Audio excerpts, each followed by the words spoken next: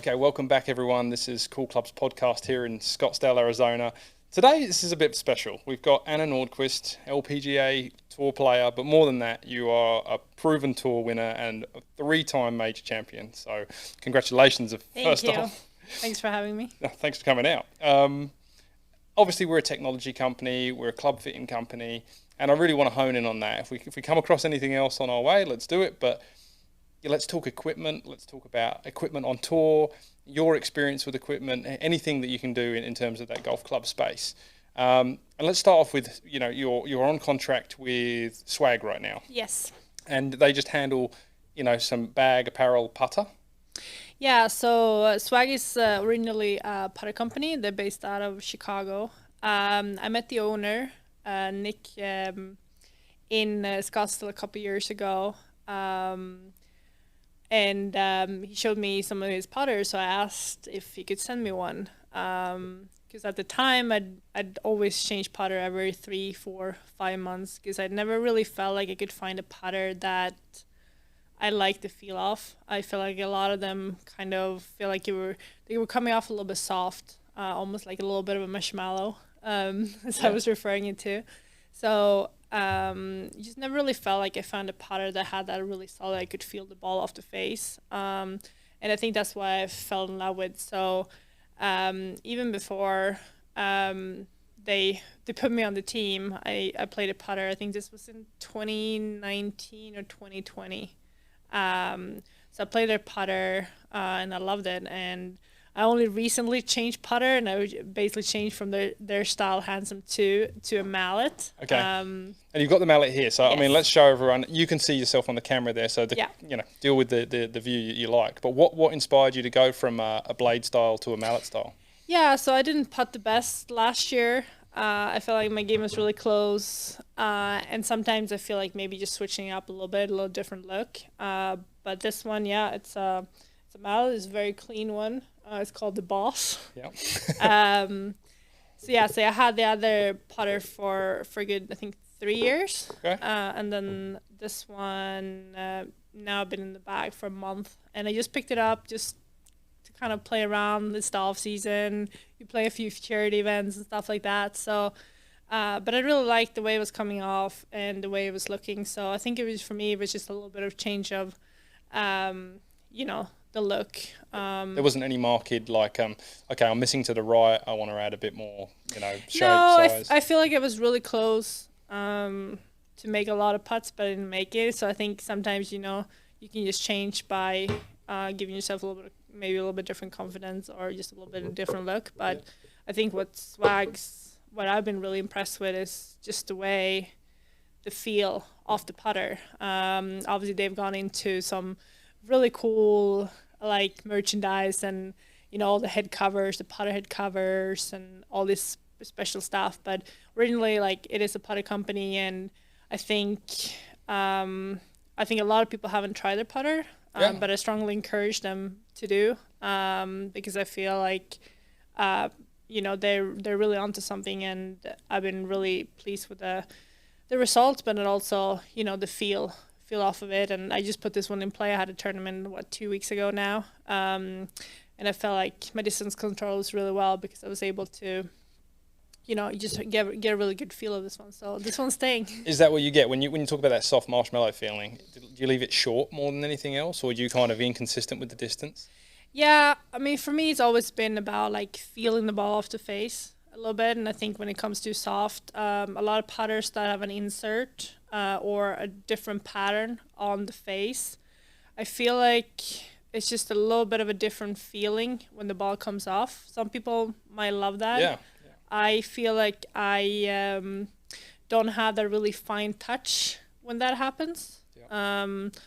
I know a lot of people talk about on fast greens you want this, or on slow greens you want a certain, but I feel like if I have a good control knowing what the ball does off the face, then I know my putting is going to be in a really good spot. And I can see that's kind of like a really fine mill on the face, if any.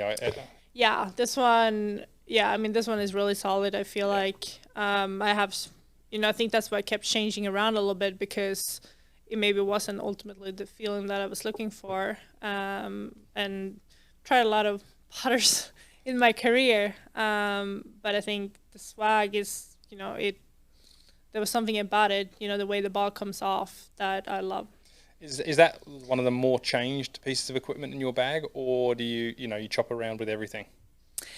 Well, the last couple of years, I've had the swag putter, but then everything else in the bag, I've been fortunate to be able to kind of pick and choose whatever I like the best. And it turned out I played Titleist irons as a junior growing up. I had the 981 strong lofted ones, and I loved those clubs. So you know your equipment. This is good. Yeah. Actually, recent went to, I think it was last year, me and my husband went to that second swing, or, where they have a lot of golf clubs. So I went in there. It was kind of fun because I was trying to find as many different golf clubs as I've played in my career. So it was really cool. I actually ended up finding the set. Yep. And they looked amazing. It felt amazing to me as a junior. And obviously now, seeing some other stuff through the years, they looked a little bit different, but I feel like those were my winners. So were you trying to piece that set back together to try and play them again, or were you just trying to find something No, like it? I just wanted to see what they were like. But yeah, so I currently have, I think that's the last couple of years I've had Titleist irons in my bag. I think there's something about it that I obviously loved as a junior and I still love. So I've been playing those. I have some Titleist woods, a 3-wood and a driver, and Titleist wedges, and then I still have my PXG hybrids, the Generation 1. No one's touching those. You won a major with those? Yes, I've had those since, I believe it was end of 2017. So those are just two clubs. Like, I love the flight of them. I have a 22 degree. It's basically like a 4-iron instead of a 4-iron. And a 19 degree. And I know where they're going. I know the flight. So they've been really good to me. And they're not going anywhere. So that means the first iron in your bag is a 5, or do you play the 4 as well? I used to always play a 4, but ever since I got this PXG 22 degree, I got rid of the 4-iron. Okay. You just feel like that's easier to flight and manipulate, or why do you put the hybrids in that position? I mean, I've always had long irons in my bag and never really struggled hitting them, but I think, a 22 degree is a lot easier to hit than a 4-iron, and I think especially the launch. My 22 degree goes about 188. Okay. And it's just very reliable out of the rough. You can stop it on the green a bit easier. Yeah, into the wind. And I think definitely, having a little bit of higher launch was one of the goals when I tried it out and trying to replace my 4-iron. But yeah, I mean, I'm getting older, and why make it harder than it should be? Right. And what happens when you play in those windy conditions? Like, I know, especially at your level of the game, you can't pick and choose your days, right? You're out there in the weather.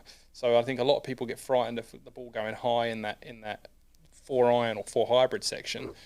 Yeah, I mean, I felt like I was trying to do something different last year at the British Open, which, looking back at it, was probably not my best move, by taking out the 22 degree and putting a 4-iron in play, but a little bit bigger, more forgiving model, and I just had no clue where it was going. So it probably wasn't the best choice, but when I hit my 22 degree, I don't have a lot of curve in my ball, but also it comes out pretty well. So even if it goes a little bit higher, it doesn't get really affected by the wind. Yeah. And I can play for that. I'll know how much the wind is. So I felt like, I'd rather be able to control and know what the club's gonna do than maybe, play around with a 4-iron. Because it's only, you're looking at maybe a Scottish Open and a British Open every year. Like, there's not that many tournaments where you really want to mix it up. Yeah, and leading up to that, like, how far in advance were you thinking, okay, I might do something different here? Well, I've always had, even though I've been carrying a 22 degree now since 2017, but I've always kept a 4-iron, even though, it's sitting in my closet or in my garage most of the times. I didn't even bring it out. Sometimes I'll hit it a little bit, maybe a couple months leading up to an event where I might put it in. But I think the 22 degree is one of my best clubs in my bag. So for me, it just hasn't been really been a reason why to change it. But if I change an iron set, I always order through a 4-iron, so I have that option if I want to put it in. Awesome. Just touching on a little bit more of the bag layout. What do you do with your wedges then? You play a pitching wedge, and then do you play like 3 bladed wedges, or you play a gap wedge within the set? How do you lay that out? Yeah, so so pitching wedge through 5-iron is the same shaft. And I've always carried 3 wedges, and it happens to be 58, 54, and 50, because that's always helped my gapping from my pitching wedge. And I've always kept it that way. A few times in my career, I got a gap wedge part of the set. Yeah. I don't usually use my gap wedge a ton, like around the greens and stuff. So I felt it was more like a distance thing. And I always felt like maybe a 50 degree. I think mine's currently bent to maybe a 49, just because it worked well with the gapping. But I always felt like my 50 or 49 degree wouldn't go as far as maybe a gap wedge. Yeah. And spin has never really been an issue for me on those wedges, but it's just more like a distance. So I've had a gap wedge, but I currently have like a 49 degree in my bag. Okay. And then when you get into those 54, 58, do you mess around with the grinds throughout the year, or do you kind of, this is the wedges that I play and they stay for the season? No, usually I have the same. When I switched to Tyler's wedges, I think it was back in 2020 maybe, I worked with my Shortcam code, like Parker McLaughlin, a lot of with bounces. We tried a few different ones, see what I liked, and what was like kind of helping me. And ever since, I've stayed in the same grinds. And there again, I mean, some people like to have an option to put in another grind, but again, it's 1 or 2 weeks you're talking about, and I'd rather have a wedge that I know what it's going to do. Right. And yeah, you might not benefit on certain shots with a little bit more bounce, but I like to keep it simple. So these wedges, I'm still in the SM8s. I tried the 9s last year, but if I like something and it's not much big of a difference, I didn't really see a reason to change. So yeah, I like to keep it simple and play in the things I have, unless there's something that's just feels a lot better. So lots of comfortability about the bag, but you know what you've got, and you know what you're going to do with it, and that's what stays. Unless there's a massive improvement, you're not going to move around. Yeah, exactly. I mean, last year, the shafts, I had a recoil shaft in my irons. I worked with actually Chris Ferguson at Cool Clubs in let's see, it was in 2021 about finding an iron shaft that felt good. So I think we tried about 20 different ones. Sounds like Fergie. Yeah, and I settled on the recoils. They were good. I mean, I won the AIG Women's Open with them, so they were great. But in the spring last year, 2022, I felt like I struggled a little bit with the distance, but also in the wind. I feel like they were climbing a bit, so they didn't really fully feel like I knew what was happening. I couldn't really control them in wind, and wind's always been kind of a strong part for me. So then we changed shafts back to a 950, I think, a Nippon shaft, yep. But stiff, and I never play those. But Matt Rollins from Tyler's helped me, and then I also changed to the Pro V1 golf ball from the Pro V1 X, just to help with the flight. But I noticed last year they were like a little bit heavier, a little harder to hit throughout the season, and I was kind of exhausted too after the summer. So towards the end of the year, I started looking for maybe a little bit easier shaft to constantly hit, especially maybe when I am a little bit more tired. So I went to Titleist in Carlsbad and spent some time there. Had the 850S turn out to be the best ones, and also go a little bit light in the wedges because I had a 105 wedge shaft last year. So kind of been messing around with that a little bit. But during the first event, I really struggled with my irons, and that's usually pretty uncommon. There was a little bit of swing, but also the 850s, they were kind of like coming out a little bit right. So, been messing around a little bit lately, and I just got a new KBS shaft. You got PGIs? The PGIs, yeah.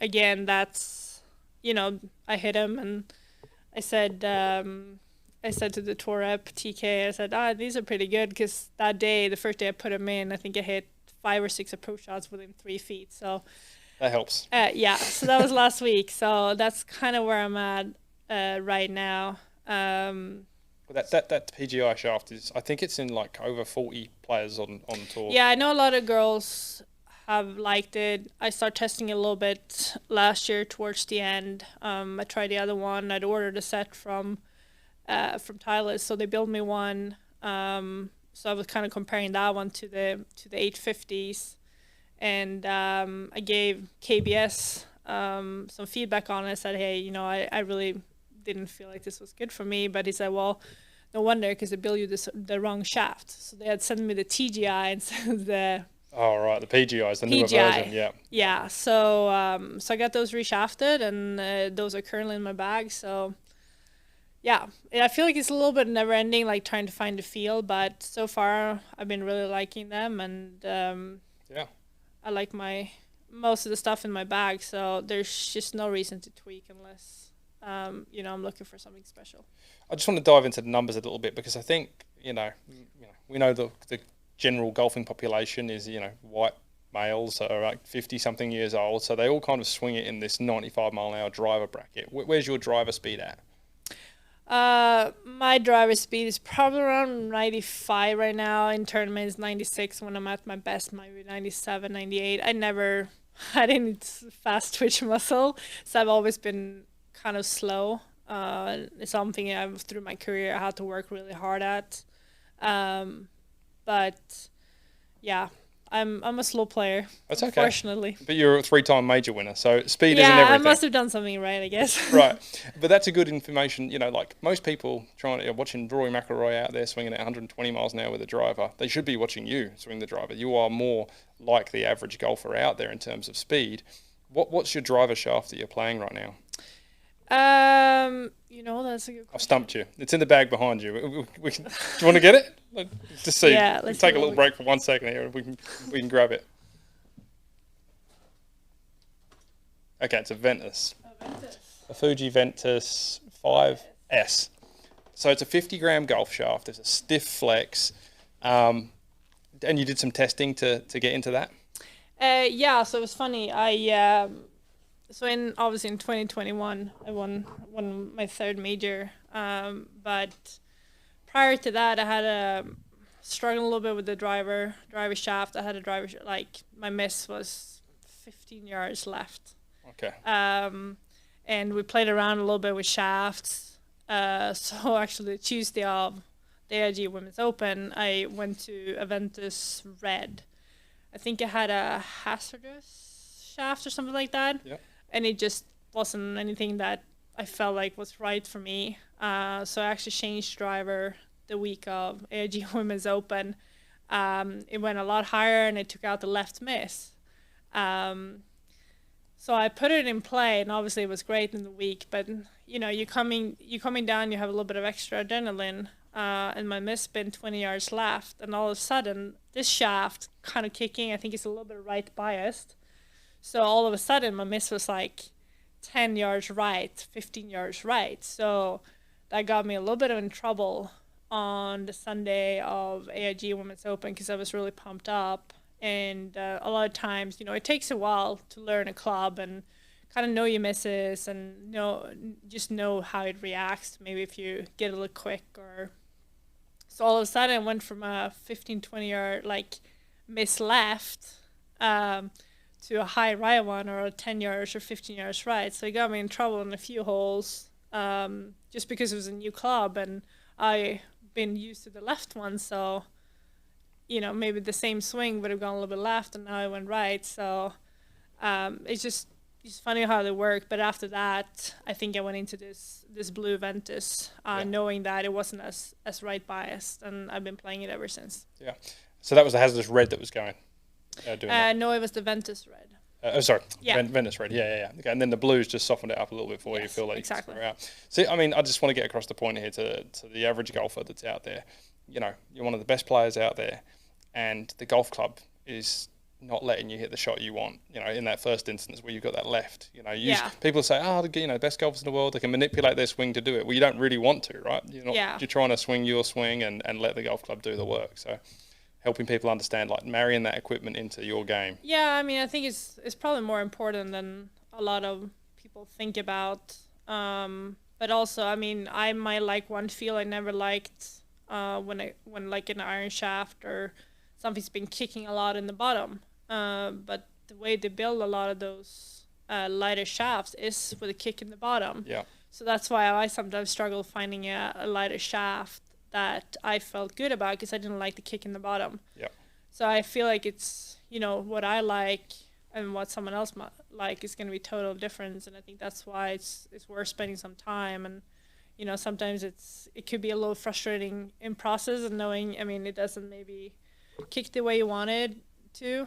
But then when you do find that right fit, there's just nothing better, and it is worth all the effort to get there. On the golf course at that point, your brain is not on the equipment. You're just making the swings, you're seeing the shots, right? Yeah, and I think that's too, you don't want to just constantly change stuff because it takes a while to learn a driver. I put in the TSR 3 for the last 2 events last year, and in Japan was my first week. I just got in the club and already on the range. I'm like, this is going right. Just the way the club had like my normal swing, like it just leaks a little bit right. It's not a miss that I'm used to. So obviously I have to kind of adjust putting in all the draw settings over the phone and stuff like that. But I felt like it was still worth trying. But those fairways were really narrow and a lot of them on tilt. So it just took me a while. I mean, that week was kind of a little bit of a learning curve. And then I went on to the Tour Championship the following week in Naples, and I hit the drive really well. And it definitely was a big reason why I finished third that week, because I hit it really well. But again, it took a little bit of learning curve, so I probably gave up some in Japan, but I gained it back once I knew what was happening. Yeah, well, it's kind of set up for your season now. You've got all like the latest equipment in the bag. You've done your shaft testing. Hopefully, TK and the guys at KBS can finalise that spec in the irons for you. And I think you're on the right track there. Just knowing TK works pretty closely with us, but those PGIs are doing really good. A much smooth feel, but a kind of a really stable golf shaft. So yeah, I mean it's the same thing. Like I came in with my irons and Chris though here it was like, oh, these irons are shorter. All of a sudden, like the company started sending me shorter irons than I'm used to. Just stuff like that, I always check my clubs once they come from a manufacturer because they rarely are on point, unfortunately. I just want to jump in like a really quick story there, and this is, I think people don't really understand how in tune you guys are with your golf equipment. And you brought in a couple of grips, a couple of weeks back now, and you said, these feel a little smaller.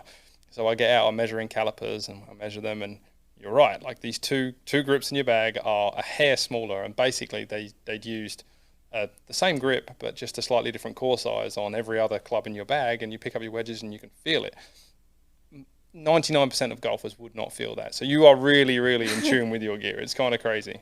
Yeah, I mean, I've done this for a while, and I feel like I always had to be pretty responsible or just felt like I needed to know my stuff because there just is small things happening. They come in the wrong lie angles, or they came in a little bit shorter than normal, or like the grip size is different. I mean, I've always been a 58 round, but all of a sudden like a 58 round feels weird because then they maybe I think you had 60s all the way on the rest of the bag, and then 58s in there, and it was like it just feels off, right? Yeah, so it's just small things like that. It's like you try some clubs and you can instantly maybe in a swing or two feel like, okay, this has potential, or this is not for me. Yeah. Great. Well, thank you so much for coming out. I hope that helps someone out there with their golf equipment, just understanding what you go through and the level of your game, the detail you go to. And if you believe in it, I think everyone should believe in club fitting. And great work with Swag. Maybe we should get Swag in and look at their putters. It sound like great equipment. So shout out to those guys. Hopefully we see you again. Yeah, thanks for having me. Thanks a lot, Anna. Cheers.